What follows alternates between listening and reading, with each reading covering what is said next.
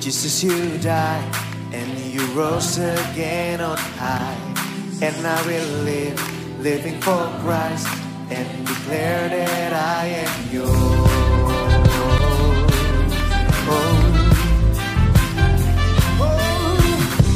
Jesus, you live, Jesus, you died, and you rose again on high, and I will live, living for Christ, and declare that I am yours,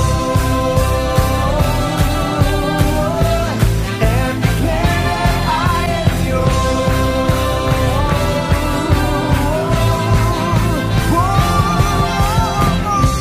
Jesus, you have set me free. Jesus, you have set me free. Jesus, you have set me free. I will raise your name. Jesus, you have set me free. Jesus, you have set me free. Jesus, you have set me free. I will raise your name.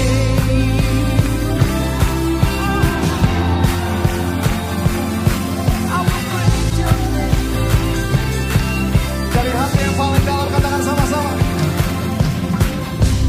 Jesus, you live, Jesus, you died, and you rose again on high, and I will live, living for Christ, and declare that I am yours, and declare that I am yours.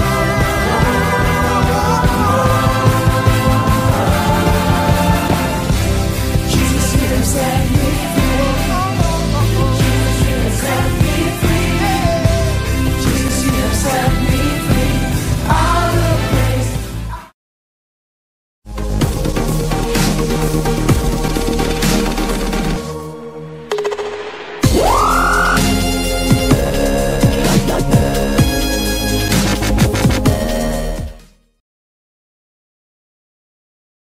Sebelumnya, mari kita satukan hati dan berdoa.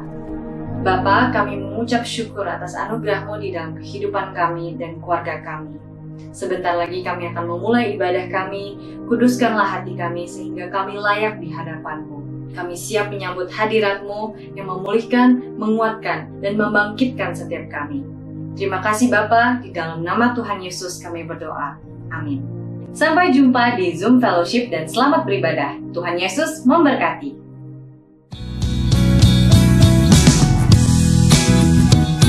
Shalom saudara, mari sama-sama berikan kemuliaan bagi Tuhan. Haleluya. Mari angkat syukur kita hari ini di hadapan Tuhan atas kebaikan Tuhan, atas perbuatan yang ajaib dan pemulihan yang dikerjakannya dalam hidup kita.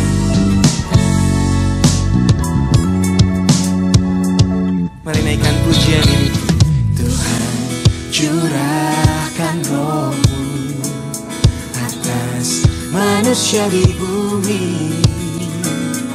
Biar anak-anak-Mu menyampaikan nubuatan, mimpi dan penglihatan, nyatakan isi hati-Mu. Biar iman kami bangkit, surga nyatakan kedatangan hari-Mu. Karena ada kebangkitan yang besar, karena ada pemulihan di negeri kami, karena ada kebangkitan yang besar, yang berseru kepada Yesus disamakan.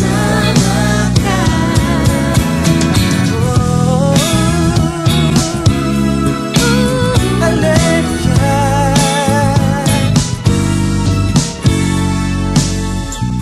Katakan, Tuhan, curahkan roh-Mu atas manusia di bumi.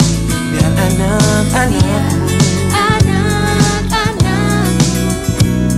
menyampaikan nubuatan, mimpi dan penglihatan, nyatakan isi hati-Mu. Bangkitkan iman kami, iman Oh, surga nyatakan kedatangan harimu. Kan ada kebangkitan yang besar, kan ada pemulihan di negeri kami. Kan ada kebangkitan yang besar, yang berseru kepada Yesus diselamatkan. Angkat suaramu, katakan, kan ada kebangkitan yang besar, kan ada pemulihan di Indonesia. Kan ada kebangkitan yang besar, yang berseru kepada Yesus diselamatkan. Dengan imanmu, kan ada kebangkitan yang besar. Ini doa kami di negeri kami. Kan ada kebangkitan yang besar, yang berseru kepada Yesus diselamatkan. Yang berseru kepada Yesus diselamatkan. Kami percaya. Mari berikan kemuliaan buat Tuhan Yesus. Haleluya. Tangan buat Tuhan Yesus, saudara. Haleluya. Kami bangga punya Allah seperti-Mu. Kaulah Tuhan atas bangsa kami. Kau Tuhan yang bertahta atas negeri kami. Terpujilah nama-Mu Tuhan Yesus. Mari sama-sama katakan, saudara. Kuasa-Mu nyata dalam ciptaan-Mu, kasih-Mu nyata dalam perbuatan-Mu. Ajaib dan perkasa besar dan mulia, tak ada Tuhan seperti Kau Yesus. Kuasa-Mu Tuhan, kuasa-Mu nyata dalam ciptaan-Mu, kasih-Mu nyata dalam perbuatan-Mu. Kau ajaib. Ajaib dan perkasa besar dan mulia, tak ada Tuhan seperti Kau Yesus. Ku bangga memiliki-Mu, ku ada untuk menyembah-Mu selamanya. Kaulah Tuhan di hidupku. Nama-Mu dahsyat termegah, berkuasa atas segalanya. Dari kekal sampai kekal, Kaulah Tuhan.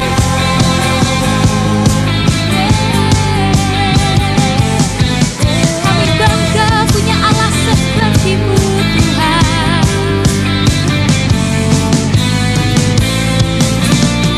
Katakan, kuasa-Mu Tuhan. Kuasa-Mu nyata dalam ciptaan-Mu, kasih-Mu nyata dalam perbuatan-Mu. Kau ajaib. Ajaib dan perkasa besar dan mulia, tak ada Tuhan seperti Kau Yesus. Ku bangga memiliki-Mu,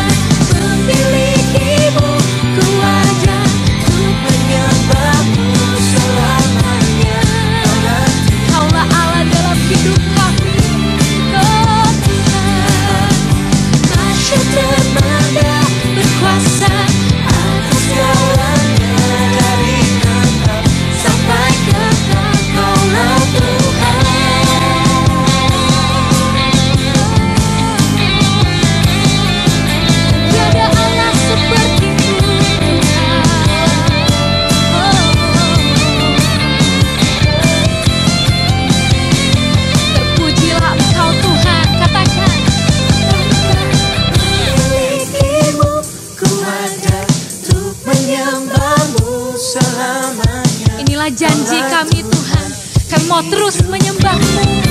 Oh, Namamu masyhur terbangga, berkuasa atas segalanya, dari kekal sampai kekal.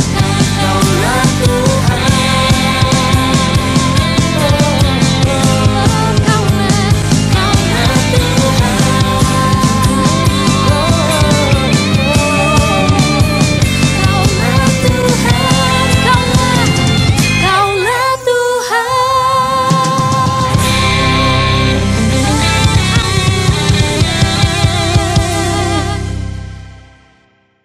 Selamat hari Minggu, saudara sekalian. Saya percaya dimanapun saudara berada, semua aman dalam lindungan Tuhan. Pada edisi Voice of Pentecost kali ini, kita akan membahas bagaimana memperkatakan Mazmur 91 dengan benar. Sekarang wabah COVID-19 masih melanda Indonesia dan juga negara-negara lainnya. Umumnya, pemimpin gereja serta jemaat merujuk kepada teks Mazmur 91 sebagai doa permohonan perlindungan dari wabah COVID ini ataupun ancaman lainnya. Di gereja kita sendiri, gembala sidang dan pembina sudah mendapatkan tuntunan Roh Kudus mengenai memperkatakan Mazmur 91 beberapa tahun terakhir. Nah, seringkali yang menjadi pertanyaan jemaat adalah, kenapa sudah berdoa dengan Mazmur 91 tetap terkena COVID-19? Atau apa bedanya memperkatakan Mazmur 91 dengan mantra atau jimat? Untuk itu, mari kita simak pembahasannya sebagai berikut. Poin yang pertama, Mazmur 91 itu dipilih sebagai rujukan doa permohonan perlindungan. Di dalam Alkitab, baik di dalam perjanjian lama maupun perjanjian baru, ilmu sihir itu kenajisan bagi Tuhan. Cara memperkatakan Mazmur ini adalah sebagai doa permohonan kepada Tuhan. Sebagaimana si penulis Mazmur juga menggantungkan hidupnya kepada Tuhan. Pemazmur berdoa kepada Tuhan, tempat perlindunganku dan kubu pertahananku, Allahku yang kupercayai. Hal ini menunjukkan penekanan sumber perlindungan tidak terletak dari teks tersebut, tetapi dari Tuhan yang dikenali dengan intim. Dialah yang memberikan perlindungan tersebut. Kedua, kalau saudara membaca kalimat-kalimat yang dipakai, seperti malapetaka tidak akan menimpa kamu, tulah tidak akan mendekat kepada kemahmu, itu adalah pernyataan iman sang pemazmur kepada Tuhan yang melindungi. Kebenaran ini bukan berarti orang percaya tidak akan pernah mengalami bahaya atau sakit penyakit semasa hidupnya. Tetapi di tengah-tengah masa susah dan kesesakan hidup pun, Allah turut bekerja dalam segala sesuatu untuk mendatangkan kebaikan bagi mereka yang mengasihi Dia. Poin nomor 2. Bagaimana dengan orang percaya yang sudah memperkatakan Mazmur 91 namun terkena COVID-19 atau penyakit lainnya juga? Poin pentingnya saudara adalah memperkatakan dan membaca teks Mazmur 91 sebagai doa. Apa sih doa itu? Doa itu kan berarti memohon kepada belas kasihan dan kedaulatan Tuhan dalam bertindak. Di luar peristiwa COVID pun kita sering menjumpai orang-orang percaya yang terkena sakit penyakit atau bencana atau dia meninggal. Kejadian-kejadian ini kan tidak membuat kita kehilangan kepercayaan kepada Tuhan yang sanggup menyembuhkan dan melindungi. Iman kepercayaan umat Pentakosta itu adalah Allah masih berdaulat. Allah masih mau melakukan mujizat meskipun realitasnya ada yang sakit dan meninggal juga. Rasul Paulus berkata, siapakah yang akan memisahkan kita dari Kristus? Penindasankah? Kesesakan? Penganiayaan? Kelaparan? Ketelanjangan? Bahaya atau pedang? Tetapi dalam semuanya itu, kita lebih daripada orang-orang yang menang oleh Dia yang telah mengasihi kita. Saudara, konteks ayat ini menunjukkan orang percaya diizinkan masuk dalam kesesakan. Masuk dalam bahaya mungkin, termasuk sakit penyakit. Bukan berarti kita tidak pernah mengalami bahaya dan ancaman sakit penyakit. Justru, di tengah ancaman itulah kita berdoa Mazmur 91. Kita memohon kepada Tuhan perlindungan. Apapun hasilnya, iman kita berkata bahwa Allah itu adalah kubu pertahananku. Allahku yang kupercayai. Apa kesimpulannya? Iman kepercayaan orang Pentakosta adalah Allah tetap sebagai sumber perlindungan, sumber mujizat, sumber kesembuhan kita. Sikap kita sama seperti Mazmur 91. Bergantung kita memasrahkan jiwa dan tubuh kita kepada Tuhan. Kita mempertahankan kesaksian iman dengan cara mempercayai firman Tuhan meskipun realita dunia berbicara sebaliknya. Kita memperkatakan Mazmur 91 sebagai doa perlindungan dengan iman kepercayaan yang teguh bahwa Allah sanggup melindungi keluarga dan gereja kita. Saya berdoa saudara semua aman dalam perlindungan Tuhan. Tuhan Yesus memberkati.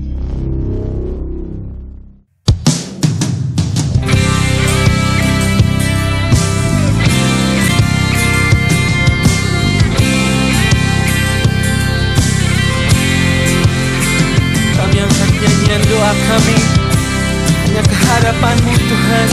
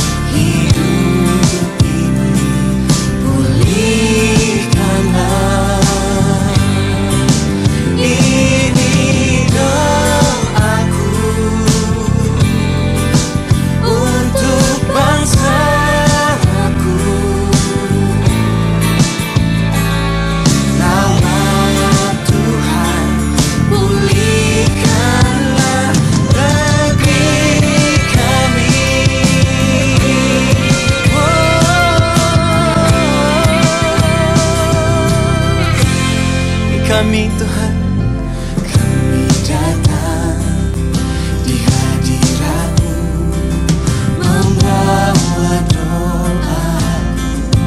Kami sujud dan kami menyembah-Mu.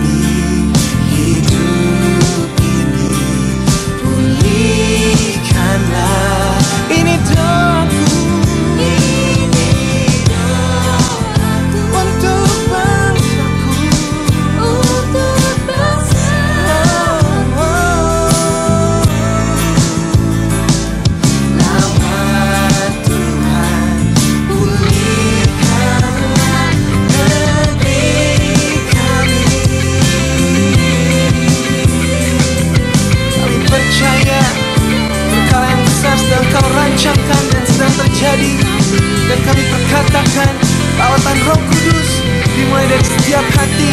Engkau bekerja memulihkan Indonesia. Haleluya. Pulihkanlah, sembuhkanlah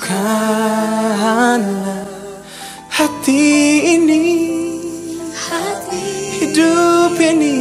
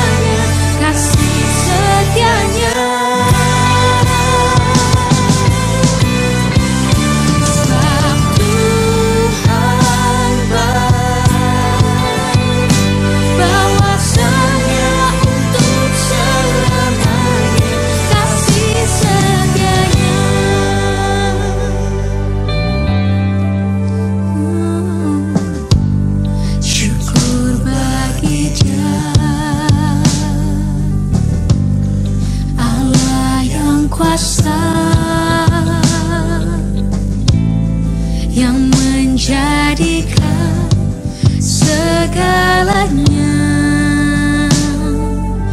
Oh, ajaib perkasa yang diperbuatnya di hadapan segala bangsa. Sebab Tuhan baik, sebab Tuhan baik, bahwasanya untuk selamanya kasih setianya, kasih setianya selamanya. Sebab Tuhan baik, bahwasanya untuk selamanya kasih setianya. Katakan, sebab Tuhan baik, bahwasanya untuk selamanya kasih setianya, kasih setianya selamanya. Tuhan baik, bahwasanya untuk selamanya, bahwasanya untuk selamanya, bahwasanya untuk selamanya kasih setianya. Engkau baik Tuhan, bahwasanya selamanya kasih-Mu Tuhan, tiada yang seperti-Mu Tuhan. Kami menyembah-Mu, Raja segala raja. Shalom semua, puji nama Tuhan. Senang sekali kita berkumpul bersama-sama di Bethany Church Singapore Church Online. Mari kita berdoa.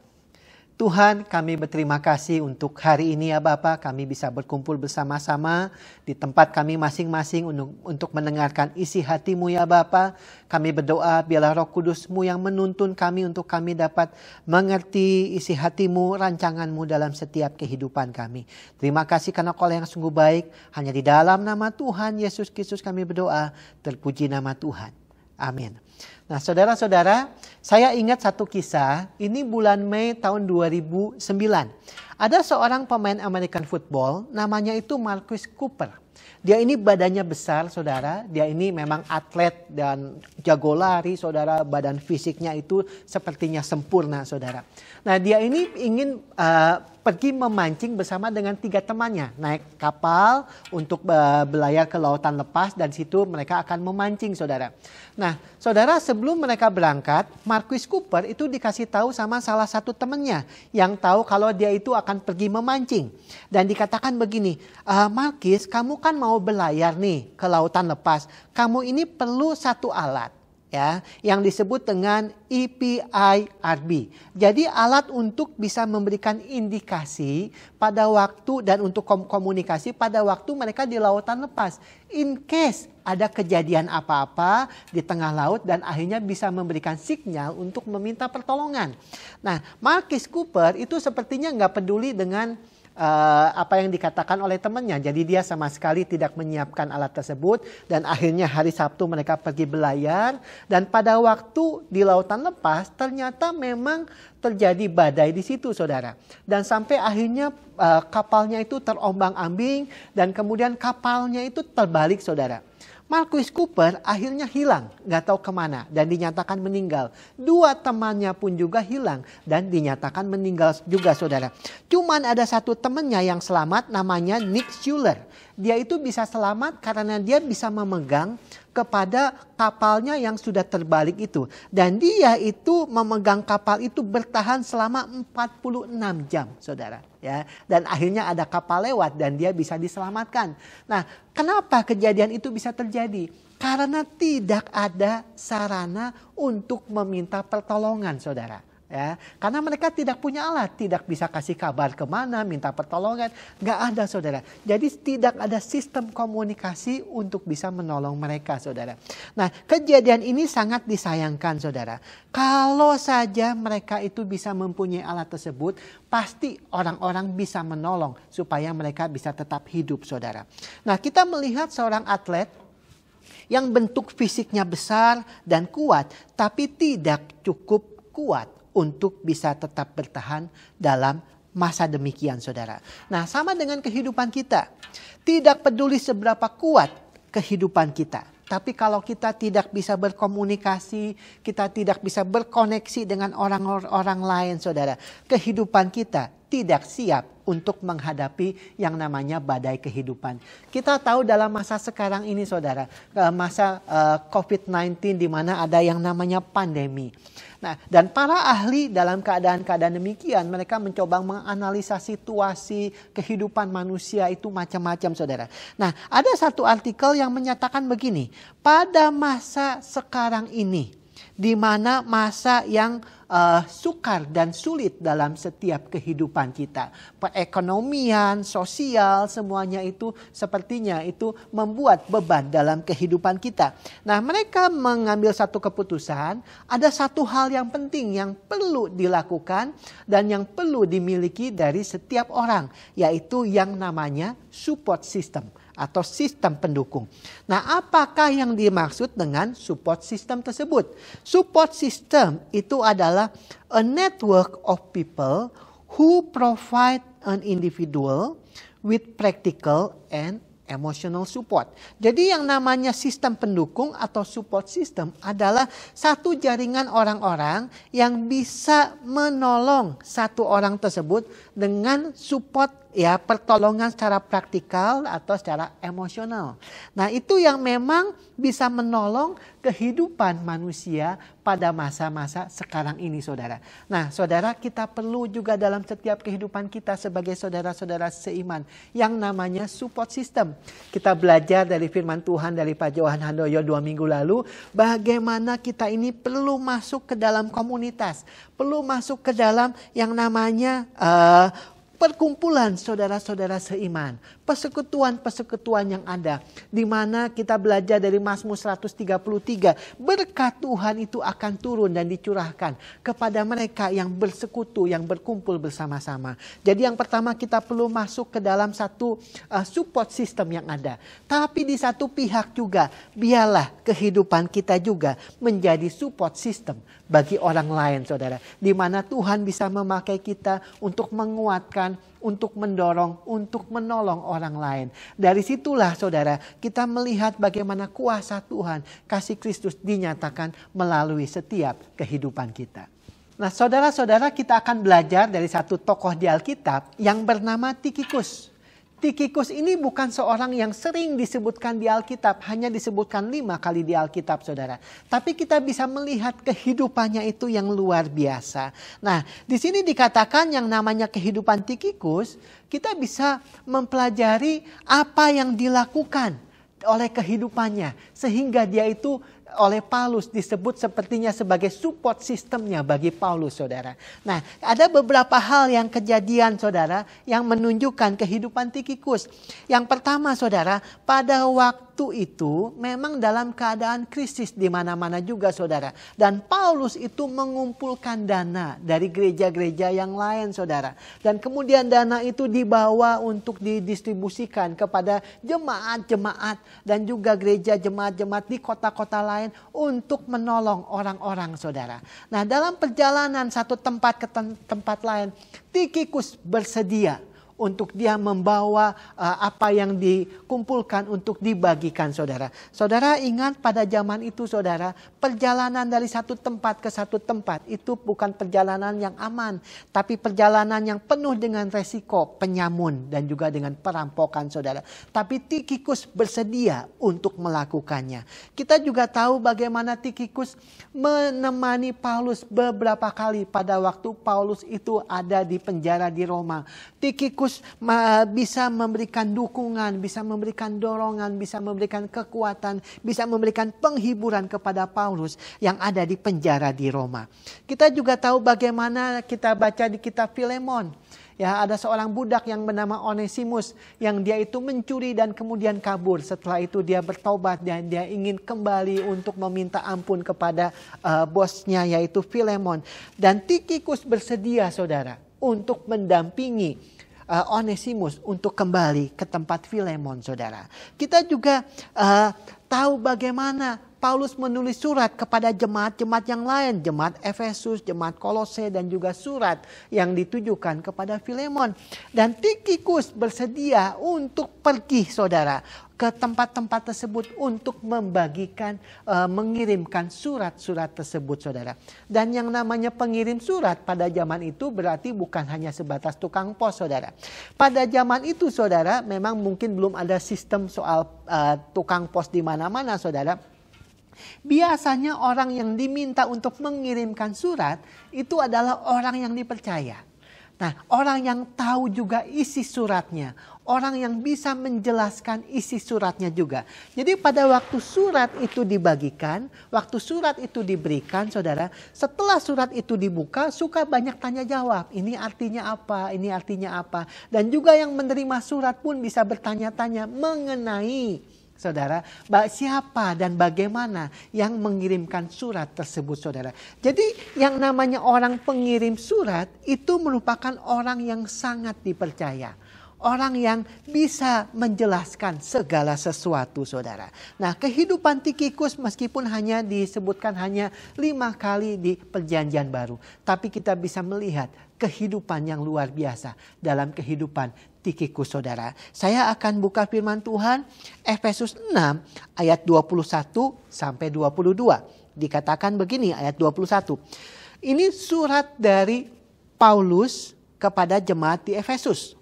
Ya, dan Paulus menjelaskan yang namanya Tikikus juga saudara. Di sini dikatakan ayat 21. Supaya kamu juga mengetahui keadaan dan hal ihwalku. Maka Tikikus saudara kita yang kekasih dan pelayan yang setia di dalam Tuhan akan memberitahukan semuanya kepada kamu. Ayat ke-22, dengan maksud inilah ia kusuruh kepadamu supaya kamu tahu hal ikhwal kami dan supaya ia menghibur hatimu. Kolose 4 ayat 7 dan 8 saudara. Paulus juga bicara mengenai Tikikus kepada jemaat di Kolose. Dan dikatakan begini, semua hal ihwalku akan kuberikan kepada kamu oleh Tikikus, saudara kita yang kekasih, hamba yang setia dan kawan pelayan dalam Tuhan. Ayat yang ke-7. Ayat yang ke-8 dikatakan begini, ia kusuruh kepadamu dengan maksud supaya kamu tahu akan hal ihwal kami dan supaya ia menghibur hatimu. Dari ayat-ayat tersebut saudara, kita bisa melihat bagaimana sangat terbantunya Paulus dengan keberadaan pribadi yang bernama Tikikus. Paulus merasakan sekali apa yang dilakukan dari Tikikus dalam kehidupannya. Sehingga dia menulis beberapa hal kepada jemaat-jemaat yang dia kirimkan suratnya saudara. Mengenai kehidupan Tikikus dalam kehidupan Paulus saudara. Nah saudara, apa sih yang Tikikus lakukan dalam kehidupan Paulus? Sehingga Paulus menjelaskan dalam beberapa ayat tersebut saudara. Nah biarlah apa yang kita bisa pelajari pagi ini juga menjadi acuan bagi kita. Untuk kita bisa menjadi support system bagi orang lain dengan apa yang kita pelajari dalam kehidupan Tikikus. Yang pertama saudara, Tikikus menjadi saudara yang kekasih saudara. Nah Efesus 6 ayat 21. Dikatakan begini, supaya kamu juga mengetahui keadaan dan hal ihwalku. Maka Tikikus, saudara kita yang kekasih. Ya. Paulus tidak hanya bilang saudara kita, tapi Paulus menambahkan saudara kita yang kekasih. Kolose 4 ayat yang ke-7. Dikatakan begini, semua hal ihwalku akan kuberitahukan kepada kamu oleh Tikikus, saudara kita yang kekasih. Di dua ayat ini saudara, Paulus menceritakan mengenai Tikhikus. Kalau dia ini bukan hanya saudara, tapi saudara yang kekasih. Not only a brother, but a lovely brother. Kenapa Paulus menuliskan? Ditambahkan dengan kata yang kekasih. Karena memang Paulus sudah merasakan kasih yang ditunjukkan Tikhikus dalam kehidupan Paulus, saudara. Bagaimana pada waktu kita bisa masuk ke dalam komunitas yang ada, cool cell group saudara yang ada, kita bisa merasakan kasih persaudaraan satu dengan yang lain. Pada waktu kita juga menjadi support system saudara bagi saudara-saudara yang lain, kita pun bisa membagikan kasih Kristus yang mengalir dari kehidupan kita, mengalir kepada orang-orang supaya mereka juga bisa merasakan kasih Kristus dalam kehidupan mereka, saudara. Nah, saudara, saya ingat ada satu pelukis yang luar biasa namanya Albert Dürer. Albert Dürer itu terkenal dengan satu lukisan yang sangat saudara mungkin pernah lihat gambar-gambarnya, saudara, yaitu tangan yang berdoa.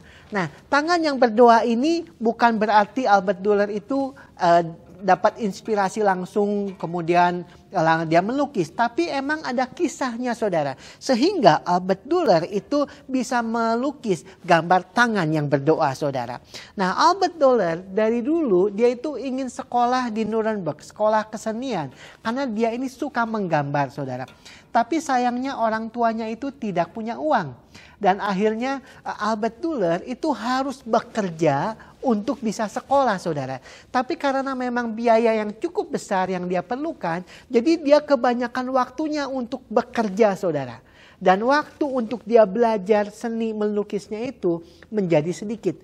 Nah, dan suatu saat Albert Dürer itu bisa ketemu dengan satu orang yang bernama Franz. Dan Franz ini juga memang ingin belajar melukis juga, saudara, untuk masuk ke sekolah kesenian tersebut.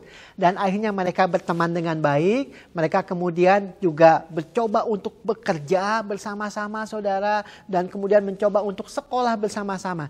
Tapi memang tidak bisa untuk bisa sekolah dan bekerja bersama-sama. Akhirnya mereka ngobrol-ngobrol, saudara. Albert dengan Franz dia ngobrol-ngobrol dan akhirnya mereka berpikir, bagaimana kalau misalnya salah satu dari kita bekerja, fokus untuk bekerja dan menghasilkan uang, dan kemudian salah satu dari kita fokus untuk sekolah. Ya, jadi mereka bagi tugas sepertinya. Yang pertama, satu orang bekerja terus mengumpulkan uang dan kemudian untuk membiayai, yang satunya itu untuk sekolah sampai berhasil. Selesai yang ini sekolah, kemudian mereka tukar. Jadi yang sudah sekolah kemudian bisa bekerja menghasilkan uang untuk membiayai yang asalnya bekerja untuk bisa sekolah. Nah, kemudian mereka berpikir siapa duluan yang sekolah. Dua-duanya sama sekali gak mau duluan untuk sekolah. Jangan, kamu aja dulu, kamu aja dulu, kamu aja dulu. Karena dua-duanya sungkan pengen memberikan yang terbaik kepada sahabatnya, saudara. Tapi akhirnya Franz memaksa, Albert, saya harus memaksa kamu supaya kamu sekolah duluan. Jadi Albert Dürer akhirnya dia sekolah duluan. Dan Franz itu bekerja keras, kerja kasar, saudara. Setelah beberapa tahun, Albert Dürer akhirnya selesai untuk sekolah, saudara. Setelah dia selesai, kemudian dia kembali untuk bertemu dengan Franz. Dan dia bilang kepada Franz, Franz, saya sudah selesai sekolah. Dan saya masih ingat perjanjian kita. Sekarang bagian saya untuk bekerja. Dan sekarang bagian kamu untuk sekolah melukis. Nah, karena sudah lama, saudara, yang namanya Franz ini kerja kasar. Jadi pada waktu dia mencoba menggambar, dia ini sudah tidak bisa menggambar lagi, saudara. Karena tangan jari-jarinya itu sudah kaku. Ya. Nah, Albert merasa sangat tidak enak kepada Franz. Tapi rupanya Franz itu tidak merasa kecewa atau tidak merasa sakit hati. Malah Franz merasa sangat berbahagia sekali kalau dia bisa mendukung Albert Dürer untuk bisa menyelesaikan sekolahnya, saudara. Nah, jadi seorang sahabat yang luar biasa. Nah, suatu saat waktu Albert mendatangi Franz, dia melihat Franz sedang bersujud di pinggir ranjangnya, saudara. Dan kemudian dia melihat tangan Franz yang sedang mendoakan Albert Dürer supaya dia menjadi seorang yang berhasil dalam kehidupannya, saudara. Dan dari situ waktu Albert Dürer melihat Franz yang sedang mendoakan dia, berusaha memberikan yang terbaik buat Albert Durer, dan dia melihat tangan yang sedang berdoa, dan gambar itu tercapture dalam pikirannya, dan kemudian Albert Durer mulai menggambarkan lukisan tersebut, saudara, yaitu tangan yang berdoa. Saya melihat seorang yang memang mau memberikan yang terbaik kepada sahabatnya. Apa yang dasar yang dilakukan oleh Franz? Karena dia mengasihi saudaranya, saudara, yaitu Albert Durer. Dalam kehidupan kita, saudara, kita juga belajar dalam kehidupan Tychicus. Paulus bilang seorang sahabat yang saudara yang kekasih. Kenapa Paulus bisa menulis demikian? Karena Paulus bisa merasakan kasih yang luar biasa yang ditunjukkan dari Tychicus ke dalam kehidupan Paulus. Biarlah pada waktu kita masuk ke dalam persekutuan, kita saling berbagi kasih, saudara. Pada waktu kita melakukan bagian kita sebagai support system bagi orang lain, biarlah kita pun terus menunjukkan kasih kepada orang-orang di sekitar kita. Dan dari situlah, saudara, kita bisa merasakan kasih Kristus yang bisa disampaikan ke dalam kehidupan mereka semua. Jadi yang pertama, saudara, Tychicus menjadi saudara yang kekasih.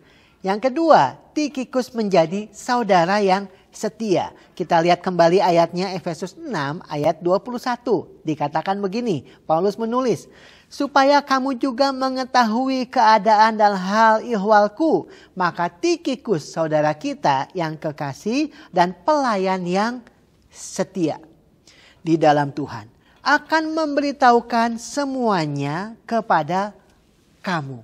Nah, saudara, di sini dikatakan begini, Paulus itu waktu menjelaskan Tychicus tidak hanya menjelaskan sebagai saudara yang kekasih atau pelayan, tapi dia menambahkan yaitu kekasih dan pelayan yang setia, saudara. Berarti Tychicus sudah menunjukkan kesetiaannya dengan apa yang dia lakukan, saudara. Dikatakan setia di dalam Tuhan.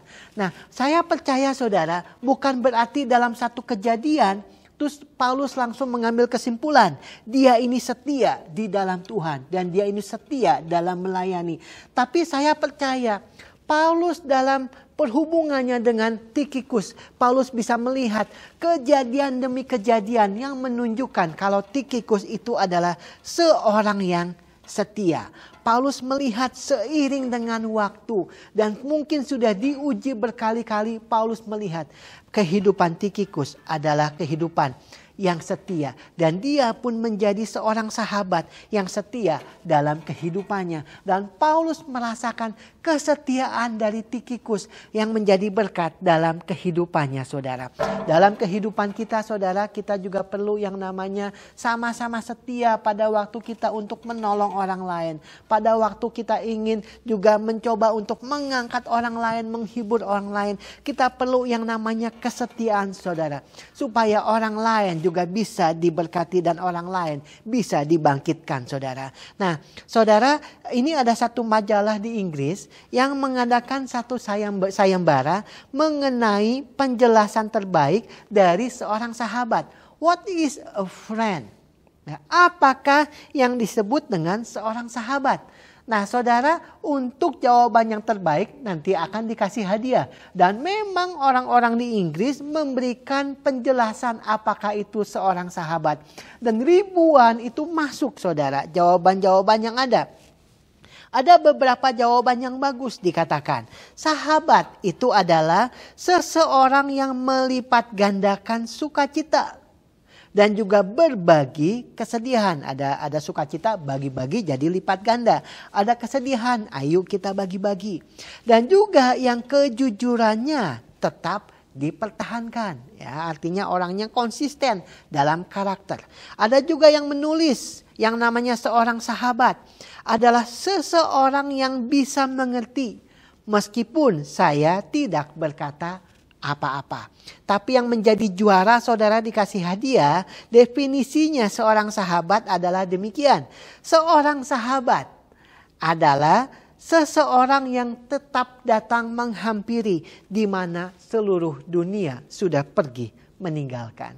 Artinya seorang yang setia apapun yang terjadi. apapun yang dialami, tetapi yang namanya seorang sahabat yang setia akan tetap datang meskipun yang lain sudah meninggalkan saudara.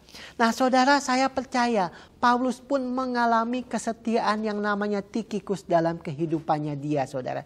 Bagaimana meskipun Paulus di penjara, Tikhikus masih setia untuk mendampingi Paulus. Melihat keadaan Paulus itu bagaimana. Dan dia bisa menunjukkan care-nya kepada Paulus saudara. Dalam keadaan di mana Paulus tidak punya siapa-siapa, Tikhikus masih mau datang untuk ketemu dengan Paulus saudara.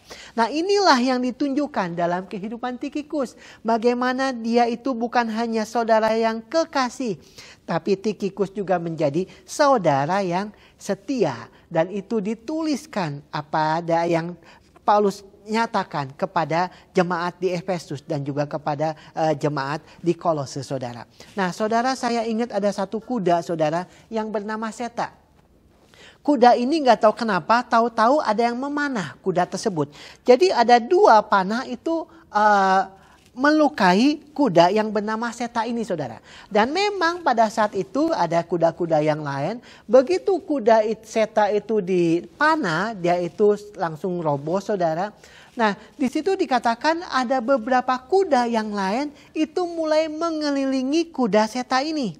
Dan kemudian beberapa dari kuda itu pun menjilat luka dari Seta tersebut yang ada yang darah keluar dari panah tersebut saudara. Jadi beberapa kuda itu mulai menjilat ya dari darahnya itu supaya katanya jangan sampai darah itu terus keluar saudara, jangan sampai Seta itu mati. Nah kemudian saudara, yang punya kuda itu namanya Joyang itu diwawancara. Ya, itu karena akhirnya kuda Seta itu akhirnya menjadi survive, tidak meninggal saudara. Nah Joyang bilang begini, itu merupakan suatu hal yang mengharukan. Pada waktu saya melihat kuda-kuda lain mengelus Seta dengan hidung dan mulutnya, sepertinya memberikan kekuatan, penghiburan kepada Seta, memberikan semangat kepada Seta ya dengan memelus Seta dengan hidung dan mulutnya. Dan juga dikatakan menjilat lukanya. Karena itu akan mencegah lukanya dari infeksi dan bakteri. Dan juga menolong untuk menghentikan darah itu terus mengalir. Dan dikatakan begini, inilah pengalaman yang luar biasa menurut Joyang. Di mana kuda pun bisa mengerti dan melakukan sesuatu bagi temannya yang sedang dalam kesulitan. Nah saudara, dalam kehidupan kita pun saudara, biarlah kita menjadi support system yang setia. Apapun yang saudara kita alami saudara, kita tetap datang, kita terus mendoakan. Kita terus memberikan kekuatan, kita terus memberikan penghiburan. Supaya saudara kita bisa tetap bangkit di dalam Tuhan juga saudara. Jadi yang pertama saudara, kita bisa belajar dari kehidupan Tikhikus. Yang pertama, kita menjadi saudara yang kekasih. Yang kedua, kita menjadi saudara yang setia. Yang ketiga saudara, Tikhikus menjadi saudara yang melayani. Kita lihat di Efesus 6 ayat 21 kembali. Di sini dikatakan begini saudara. Supaya kamu juga mengetahui keadaan dan hal ihwalku, maka Tikhikus saudara kita yang kekasih dan pelayan yang setia di dalam Tuhan akan memberitahukan semuanya kepada kamu. Efesus 6 ayat 21. Nah, Kolose 4 ayat yang ke-7 dikatakan begini. Semua hal ihwalku akan diberitahukan kepada kamu oleh Tikhikus, saudara kita yang kekasih, hamba yang setia dan kawan pelayan dalam Tuhan. Nah, saudara, Paulus menjelaskan kepada jemaat di Efesus kalau Tikhikus ini adalah seorang pelayan. Paulus menjelaskan kepada jemaat di Kolose kalau Tikhikus adalah seorang hamba, saudara. Saya percaya Tikhikus tidak datang kepada Paulus dan bilang, Paulus saya ini seorang pelayan. Dan tidak bilang juga, Paulus saya ini seorang hamba. Tapi saya percaya Paulus waktu dia melihat kehidupan Tikhikus, bagaimana dia mau memberikan hidupnya, bagaimana dia mau menolong orang lain, Paulus memberikan kesimpulan, ternyata memang dia ini seorang pelayan yang luar biasa. Ternyata Tikhikus adalah seorang hamba yang luar biasa. Buktinya Tikhikus mau melayani kemana-mana saudara. Bepergian memberikan bantuan. Selalu mendatangi dan menemani Paulus di penjara. Bersedia menemani Onesimus untuk kembali kepada tuannya Filemon di Kolose. Dan juga untuk membawa surat kepada jemaat-jemaat saudara. Nah, dari situlah kita bisa melihat sepertinya Tikhikus itu bukan orang yang hitung-hitungan saudara. Tapi Tikhikus adalah orang yang all out memberikan hidupnya kepada Tuhan. Dan juga melakukan yang terbaik bagi saudara-saudara seiman dan bagi orang lain saudara. Nah saudara, saya ini baca satu artikel di mana pada waktu itu suku Indian saudara belum mempunyai bahasa tulisan. Jadi mereka itu semuanya itu bahasanya itu bahasa verbal. Kemudian pada waktu orang kulit putih datang dan mulai mengajarkan banyak hal saudara. Termasuk untuk membuat bahasa tulisan. Ya, jadi mereka mulai menerjemahkan, mereka mulai bahasa lisan digambarkan dengan sebagai menjadi bahasa tulisan saudara. Pada waktu mereka mencari kata seorang sahabat saudara. Ya, bahasa Indian tidak ada kata betul-betul sahabat. Tapi yang ada yang menggambarkan seorang sahabat adalah seseorang yang memikul kesusahan saya di punggungnya. Jadi mereka sudah punya persepsi. Menurut orang-orang Indian saudara. Kalau yang namanya sahabat bukan hanya sahabat, hanya basa-basi. Tapi yang namanya seorang sahabat adalah seorang yang memikul kesusahan sahabat saya di punggung saya saudara. Nah kita bisa melihat bagaimana orang-orang suku Indian bisa tahu seorang sahabat adalah seorang yang sama-sama melayani. Sama-sama mau menolong, sama-sama mau berkorban. Yang ditunjukkan dalam kehidupan Tikhikus juga dalam di Alkitab ini saudara. Jadi yang pertama saudara, biarlah kita seperti Tikhikus menjadi saudara yang kekasih. Yang kedua, kita menjadi seperti Tikhikus menjadi saudara yang setia. Yang ketiga saudara, Tikhikus yang saudara yang melayani. Bagian kita juga. Mari kita dengan segala kemampuan kita, apapun yang ada dalam kehidupan kita, kita melayani orang lain. Dan kita menjadi support system yang baik bagi saudara-saudara kita. Yang keempat saudara, Tikhikus menjadi saudara yang menghibur dan menguatkan. Kita lihat di Efesus 6 ayat 22 dikatakan begini. Dengan maksud inilah ia kusuruh kepadamu. Supaya kamu tahu hal ihwal kami dan supaya ia menghibur hatimu. Efesus 6 ayat 22. Nah Kolose 4 ayat yang ke-8 dikatakan begini saudara. Ia kusuruh kepadamu dengan maksud supaya kamu tahu akan hal ihwal kami dan supaya ia menghibur hatimu. Ya. Jadi Paulus menulis kepada jemaat di Efesus dan Kolose mengenai Tikhikus. Nah dalam bahasa Indonesia dikatakan begini. Di kitab Efesus dan juga di kitab Kolose semuanya ditulis menghibur kamu. Tapi sebetulnya kalau kita lihat dalam bahasa Inggris saudara. Di Efesus 6 ayat yang ke-22 dikatakan begini. He may comfort your heart. Dia itu akan menghibur hatimu. Di Kolose 4 ayat yang ke-8 dikatakan begini dalam bahasa Inggris. He may encourage your heart. Jadi yang pertama dikatakan he may comfort your heart. Tapi yang kedua dikatakan he may encourage your heart. Jadi ada dua kata saudara. Yang pertama to comfort. Yang kedua untuk to encourage saudara. Jadi yang pertama itu bicara soal menghibur. Dalam keadaan susah kita hibur saudara. Dan kemudian ada yang namanya encourage. Jadi setelah kita memberikan penghiburan, kita memberikan kekuatan. Kita memberikan dorongan untuk bangkit kembali saudara. Jadi yang dilakukan oleh Tikhikus saudara.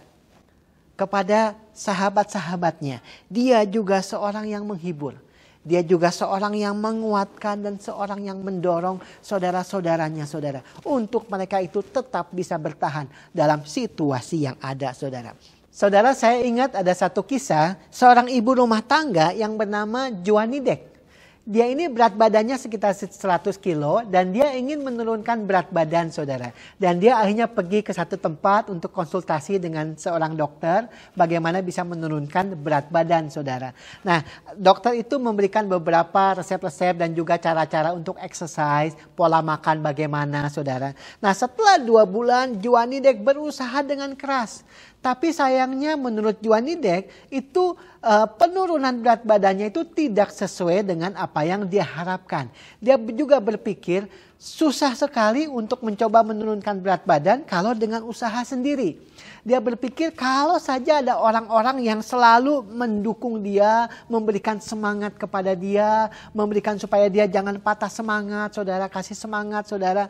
Nah, dan dia berpikir bagaimana kalau ada teman-teman yang sama-sama menurunkan berat badan. Dan dia ketemu dengan beberapa wanita yang lain yang sama-sama ingin menurunkan berat badan.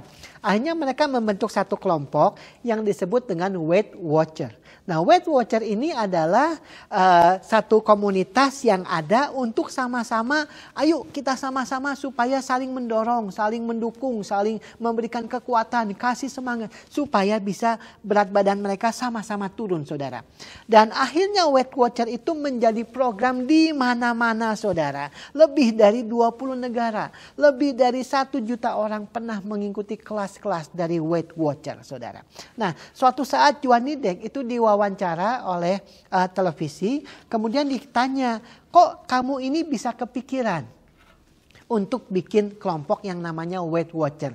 Bagaimana kamu ini bisa dapat ide tersebut? Nah, Joanidek dia cerita begini, saudara. Dia pada waktu dia remaja, dia ini suka jalan-jalan di taman. Pada waktu dia jalan-jalan di taman, kemudian dia suka melihat ada anak-anak, di mana ada ayunan di situ. Nah, di mana ada anak-anak duduk di ayunan tersebut. Tapi ayunannya itu nggak goyang-goyang karena tidak ada mendorong.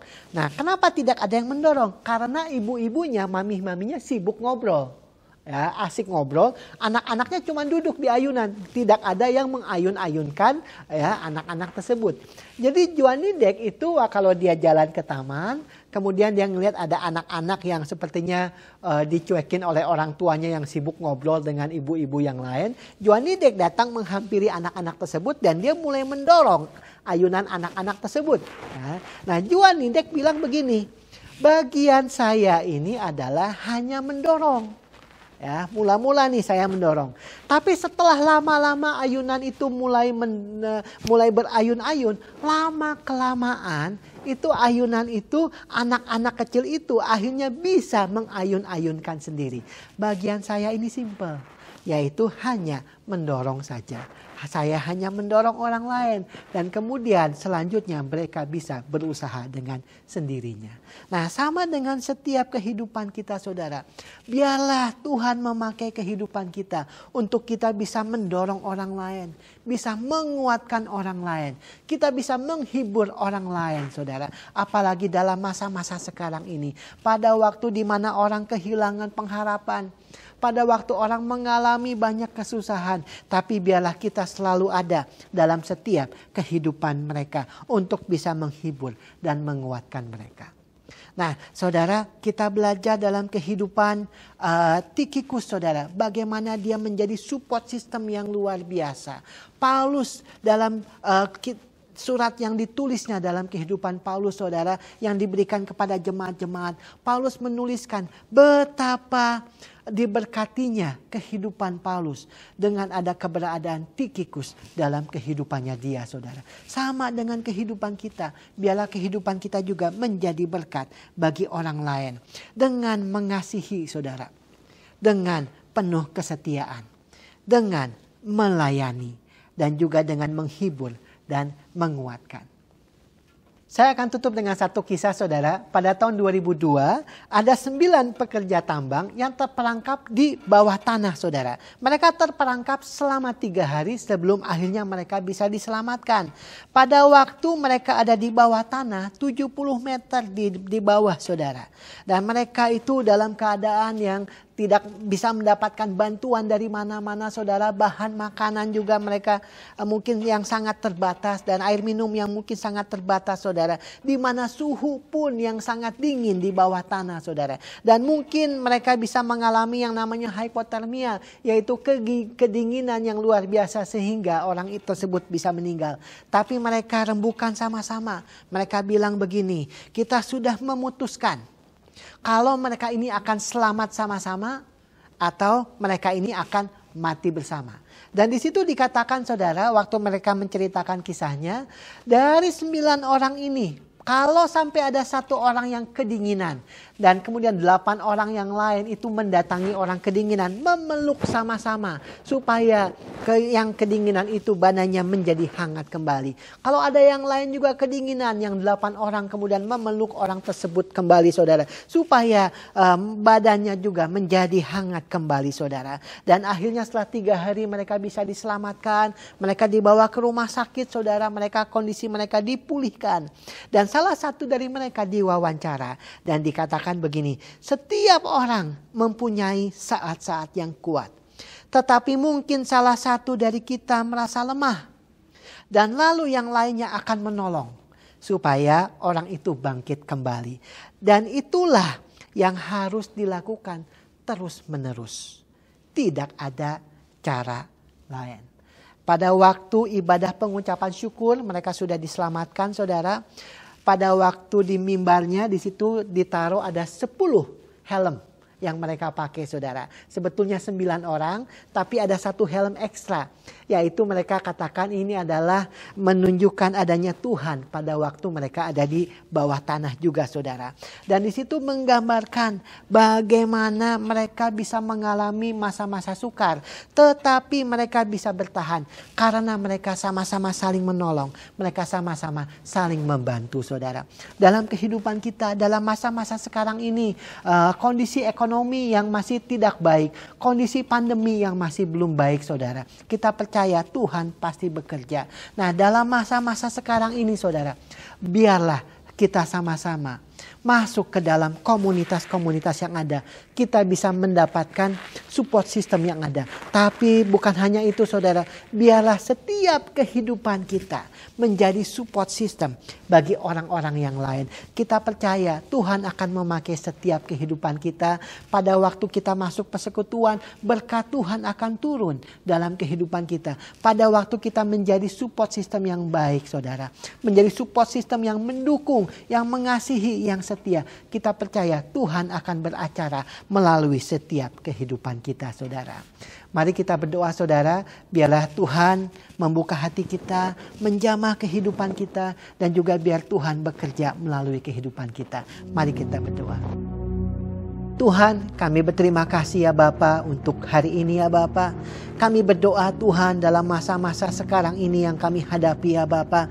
Dan tantangan yang ada di depan kami Tuhan, kami percaya. Yang pertama Tuhan, kami masih memiliki Engkau Allah yang luar biasa dalam kehidupan kami.